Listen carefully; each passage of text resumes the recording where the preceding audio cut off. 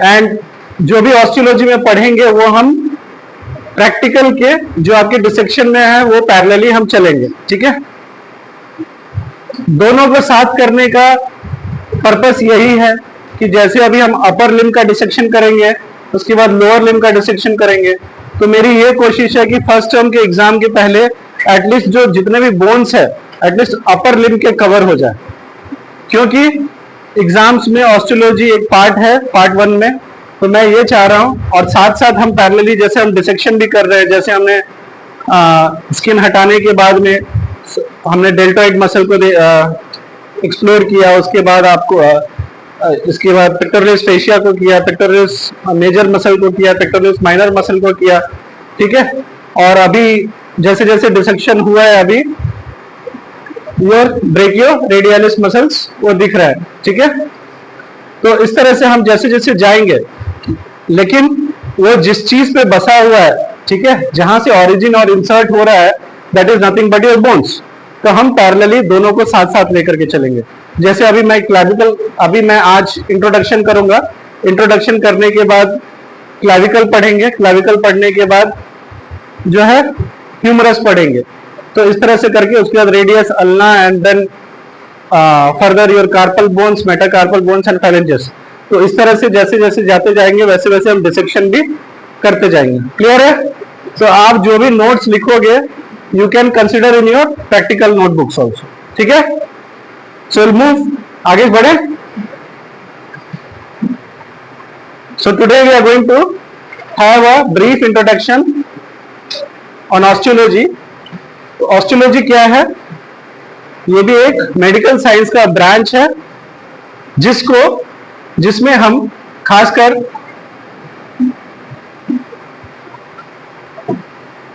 Bones के बारे में, ठीक है, तो बोन्स का स्ट्रक्चर कैसा होता है, उसका फंक्शन क्या है, वो बना कैसे है, उसका डेवलपमेंट कैसे हुआ है,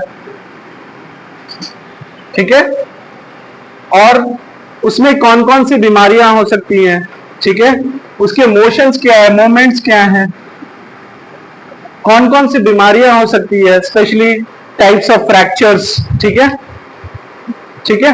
तो कॉमनली जो है फ्रैक्चर को इससे डिनोट करते हैं। ऑर्थोपेडिक्स जो है फ्रैक्चर को इससे डोनेट करेंगे, ठीक है, डिनोट करेंगे। तो फ्रैक्चर का सिंबल तो ऐसे लिखेंगे, fracture of mid half of the radius, ठीक है, shaft of the radius, fracture of shaft of the humerus. तो इस तरह से लिखा जाता है। तो बोन्स का जो हम स्ट्रक्चर पढ़ेंगे, फंक्शन पढ़ेंगे, डेवलपमेंट पढ़ेंगे और उनकी क्लिनिकल एनाटॉमी जिसके बारे में हम पढ़ेंगे उस ब्रांच को हम ऑस्टियोलॉजी बोलेंगे, ठीक है। लेकिन with consideration to your beginners, तो इसमें हम हर एक बोन्स के एनाटॉमी को देखेंगे, बोन्स को पहचानना कैसे है उसको देखेंगे, उसका एनाटॉमिकल पोजीशन कैसा होता है उसको देखेंगे। उसके बाद इंट्रोडक्शन में थोड़े उसके classification based upon the shape, size, based upon the development. तो इस तरह से बेस्ड अपॉन द टिश्यूज, ठीक है, जैसे कॉम्पैक्ट बोन हो गए, तो उस हिसाब से हम लोग बोन्स को क्लासिफाई करते हुए तब हम बोन्स के स्पेसिफिक में पढ़ेंगे। अब रहा कि ये जो ऑस्टियोलॉजी है ये कहां कहां काम करेगा। मेडिसिन का तो ब्रांच है ही है जो हम लोग पढ़ते हैं, लेकिन फोरेंसिक में भी इसका यूज होता है। पता चला किसी को मार के गाड़ दिया और पता चला 20 साल बाद वो लाश निकला खुदाई करने समय, तो बोन्स के based upon the DNA studies करके हम पता कर सकते हैं। और कार्बन डेटिक मेथड से खासकर जैसे आपके एंथ्रोपोलॉजी में है, पता चला एंथ्रोपोलॉजी में क्या करेंगे, एक्सकेवेशन करते हैं, ठीक है, मिट्टी की खुदाई करेंगे, जैसे आर्कियोलॉजिकल साइट्स होते हैं, ठीक है, जैसे धोलवीरा हो गया राजस्थान में, ठीक है। तो एक्सकेवेशन करते समय पता चला किसी के कंकाल शेष मिले, तो भाई कितना पुराना है उसकी स्टडी करते हैं, तो दैट इज इन एंथ्रोपोलॉजी। उनकी वेशभूषा कैसी थी उस समय, अगर वो 2000 साल पुराना है तो हो सकता है बोन का लेंथ ज्यादा हो, तो इस तरह से होता है। एंड देन आर्कियोलॉजी, पुरातत्व विभाग, है ना, आर्कियोलॉजी। तो ऑस्टियोलॉजी का यानी बोन्स के स्टडी का काम इन तीनों में होता है, medicine, forensic, anthropology and archaeology. ठीक है, चलो अब लिख लो इसको, पॉज कर दो, पॉज नहीं है ना इसमें?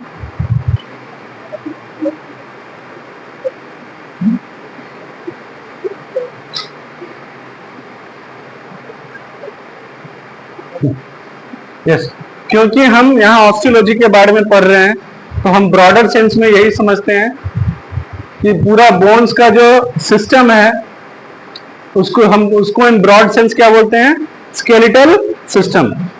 ठीक है, क्योंकि पूरे शरीर का पूरा मूल ढांचा जो है स्केलेटल सिस्टम है। ठीक है, तो स्केलेटल सिस्टम, इसमें जो भी हड्डियां होंगी या तो बोनी हार्ड होंगी या तो कुछ हड्डियां जो ऐसे होंगे वो कार्टिलेज की बनी होंगी, वो सॉफ्ट होंगे। ठीक है, और कुछ ऐसी हड्डियां होंगी जो बाहर से हार्ड होंगी लेकिन अंदर का मेम्ब्रेन सॉफ्ट होगा।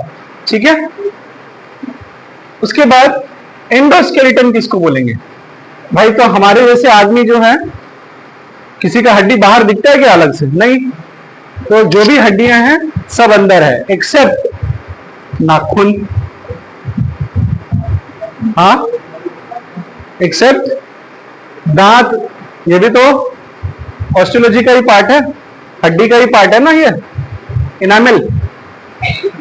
ठीक है, तो ये सब जो हुआ, जो अंदर ढांचे में है, जो नहीं दिख रहा है, दे आर एंडोस्केलेटन, और जो बाहर दिख रहा है जैसे इनामिल हो गया, नाखून हो गया, ठीक है, दीज आर एक्सोस्केलेटन। तो खासकर जानवर में देखोगे कुछ हड्डियां बाहर ही दिखती हैं।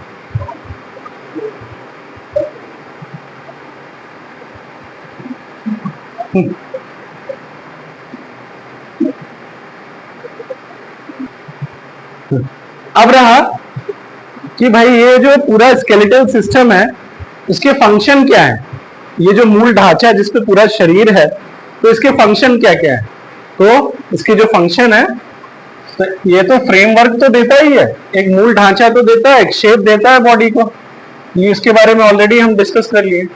दूसरा ये जो है, ये एक सेंट्रल एक्सिस देता है। ठीक है, सेंट्रल एक्सिस देता है, it forms a central axis. जैसे इस एक्सिस पे हेड है, इस एक्सिस पे ट्रंक है, इस एक्सिस से ये जुड़ा हुआ है। तो ठीक है, तो ये एक एक्सिस देता है, यानी कि ये एक स्ट्रेट लाइन है, इसके ऊपर एक चीज है, ये इसके ऊपर एक चीज है, फिर इसके नीचे एक चीज है।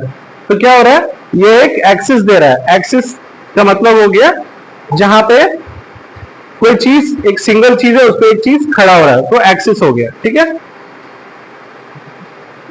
उसके बाद it support and transmit weight on the body. तो शरीर में जितने भी ऑर्गन्स हैं, ठीक है, सेंस ऑर्गन्स है, जितने भी ऑर्गेनोजेनेसिस हुए हैं, उन सारों का जो वजन है और उनमें जो उनका पानी अंश है, पता है धरती पे कितना है पानी? 70%। शरीर में कितना है पानी? जमीन कितनी है शरीर में? 27%। और पृथ्वी पे जमीन कितनी है? उतना ही है। तो सी द कॉम्बिनेशन, जो अर्थ पे है उतना ही हमारा शरीर। ठीक है, कोई भी स्पीशीज ले लो, तो जितना भी ये ऑर्गन्स के वजन है, उसमें जो फ्लूइड है, पानी है, जितना भी सब कुछ है, वो सब कुछ मूल ढांचे पे खड़ा हुआ है। तो उनका जो वजन का जो सहन करना है, वो पूरा हमारा स्केलेटल सिस्टम पे वजन बियर करता है। उसके बाद लोकोमोशन, इन सारे चीज को एक दूसरे से दूसरे जगह पहुंचाना, तो लोकोमोशन का काम करता है। उसके बाद मैकेनिकल प्रोटेक्शन, और कैल्शियम का स्टोरेज करना, और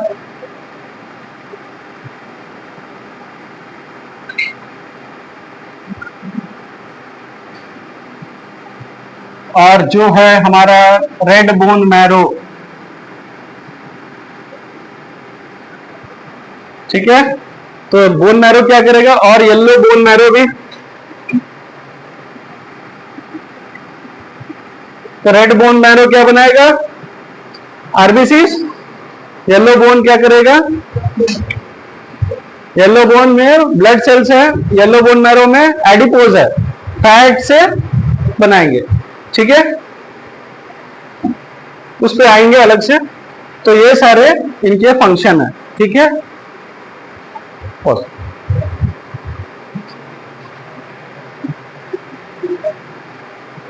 अब जो आगे बढ़ रहे हैं, अब हम देखेंगे कि हड्डियों की संख्या कितनी है। क्योंकि आप जब आयुर्वेदिक में पढ़ेंगे ना, तो सुश्रुत के हिसाब से अलग संख्या है, वाग भट्ट के हिसाब से अलग संख्या है, और चरक के हिसाब से अलग संख्या है, तो उस हिसाब से। लेकिन अभी हम मॉडर्न पर्सपेक्टिव में पढ़ रहे हैं, तो हड्डियों की संख्या कितनी है, 206। ये मैं एक एडल्ट की बात कर रहा हूं, ठीक है, एक एडल्ट की, जिसमें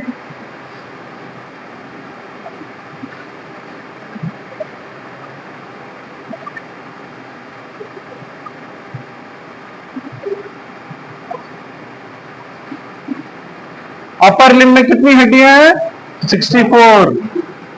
लोअर लिम्ब में कितनी हड्डियां हैं, 62। तो फिर इसका जो वर्टिब्रे है,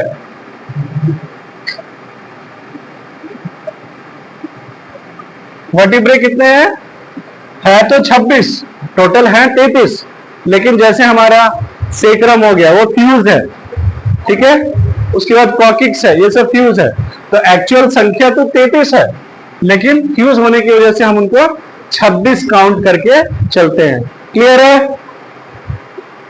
उसके बाद खोपड़ी, स्कल में कितनी हड्डियां हैं, 20। और रिब्स कितने हैं, ये तो सिंपल है, अभी भी काउंट करोगे तो 24 ही मिलेंगे।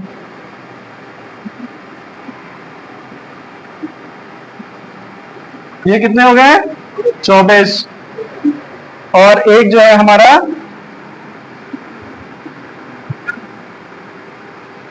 एक स्टर्नम है, ठीक है। तो सबकी संख्या कितनी होगी टोटल, 200। क्लियर है। अगर हम अब उसको हिंदी में लेकर के चले तो उसको ऊपरी हड्डी, निचला हड्डी, कशेरु का, वर्टिब्रे को कशेरु का बोलते हैं, स्कल को खोपड़ी बोलेंगे, संस्कृत में रिब्स को परशुका अस्थि बोलते हैं, हिंदी में पसलियां बोलते हैं, स्टर्नम को उरा अस्थि, उरा मतलब चेस्ट, तो चेस्ट का हड्डी हो गया उरो अस्थि, ठीक है, उरो अस्थि। तो कुल संख्या होगी 206, ठीक है।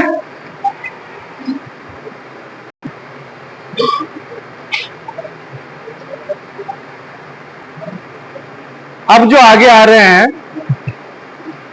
हमने ऑस्टियोलॉजी का डेफिनेशन देख लिया, हमने उनकी संख्या देख ली। अब हम उनकी संख्या देखने के बाद उसका क्लासिफिकेशन देखेंगे कि भाई किन किन वर्गों के हिसाब से बांट करके हम हड्डियों को क्लासिफाई करते हैं। तो क्लासिफिकेशन में जो है पोजीशन के हिसाब से, जहां जो हड्डी है उस हिसाब से हम उसको पढ़ेंगे, ठीक है। तो एक तो हो गया एक्सियल स्केलेटन, ठीक है, यानी कि जो हमारा मध्य रेखा है, अभी मैंने बताया ना एक्सिस पे, तो एक्सियल स्केलेटन, तो जो सेंट्रल एक्सिस, जो सेंट्रल लाइन में आ रहा है, ठीक है, जैसे ये सेंट्रल लाइन है, तो ये एक एक्सिस पे हेड है, ठीक है, ये एक एक्सिस पे ट्रंक है। तो उस हिसाब से जो है सेंट्रल एक्सिस के पे जो भी उस ढांचे में, उस एक्सिस में, उस लाइन में जो भी आ रहा है, स्ट्रक्चर आ रहा है, जो भी हड्डी आ रहा है, बेस्ड अपॉन दैट, तो उसको बोलते हैं एक्सियल स्केलेटन, ठीक है। जैसे हेड हो गया, नेक हो गया और ट्रंक हो गया, तो ये एक नीचे के नीचे एक्सिस में आ रहे हैं, ठीक है। अब इसमें जैसे स्कल है, अब ये एक एक्सिस पे स्कल है, तो स्कल में 22 हड्डियां बताई है, क्योंकि इसमें ईयर के ऑसिकल्स को निकाल दिया गया है, ठीक है। उसके बाद वर्टिब्रल कॉलम, मेरुदंड, ठीक है, ये इसके 26 हो गई इसकी संख्या। रिब्स 24 के 24 रहेंगे और स्टर्नम 1 हो जाएगा। Now we will move towards classification based upon the shape and size.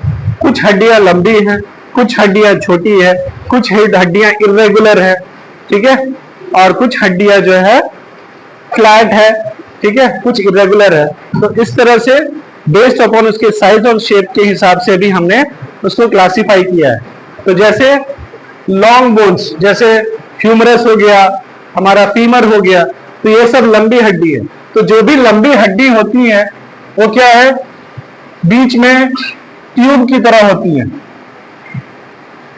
बीच में ट्यूब की तरह होती है, they are long and tubular, इसीलिए उसको लॉन्ग बोन्स बोलते हैं, ठीक है। Next is short long bones. तो शॉर्ट लॉन्ग बोन्स कैसे हो गए, शॉर्ट लॉन्ग, ना लंबे हैं और ना छोटे हैं। तो जैसे हमारे मेटाकार्पल्स हो गए, ठीक है, ये छोटे भी नहीं है लेकिन थोड़े हल्के लंबे हैं, तो इसलिए metacarpals and phalanges are also long in nature but they are not that standard long, ठीक है। Then short bones. तो शॉर्ट कौन बात कर रहा है, शॉर्ट बोन्स हो गए जो आपके कार्पल बोन्स हो गए एंड टार्सल बोन्स हो गए, ठीक है, they are short bones. Then flat bones, ठीक है, जैसे ये फ्लैट दिख रहा है, स्कैपुला, उसके बाद these are also flat, ribs and skull bones. किसी का छिला हुआ है तो दिखा देता हूं, फ्लैट बोन्स, ठीक है। इर्रेगुलर बोन्स, तो भाई स्कल के नीचे अगर इसको निकाल करके इसके अंदर का स्ट्रक्चर देखोगे तो ऊपर नीचे कोई फ्लैट समतल नहीं, ठीक है। अगर इसको निकालोगे, ठीक है, स्कल लेकर के आओगे तो दिखाऊंगा उसमें, they are irregular in shape, ठीक है।